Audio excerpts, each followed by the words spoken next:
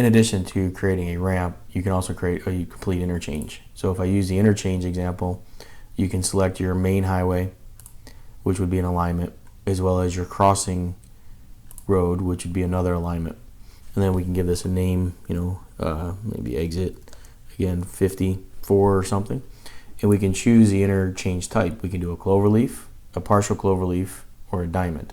So if we do a cloverleaf, you can also load from a properties template. So once you have one defined, you can load it. So if we click on that and I can change this to a cloverleaf, you can see that it's going to create a cloverleaf object. Now I can undo that, and we can do the same thing for another option here. So I'm just going to call this a T. Let's go partial cloverleaf and click apply. And you can see here I've got a partial cloverleaf example. Or I could do the diamond. So if I pick on the main road, my secondary road, just call it T, and apply that. Now you can see I have a diamond interchange.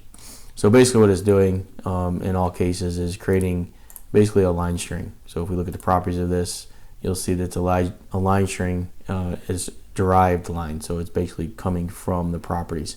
Now there's grips on all these ramps, so you can come in and you can adjust the properties of all this information. So you can put in, how the geometry is derived, what is the horizontal alignment geometry. So you're getting alignments as well as some line strings that's coming from that alignment.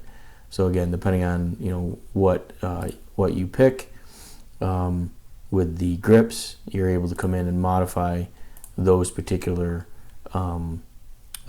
properties of those objects.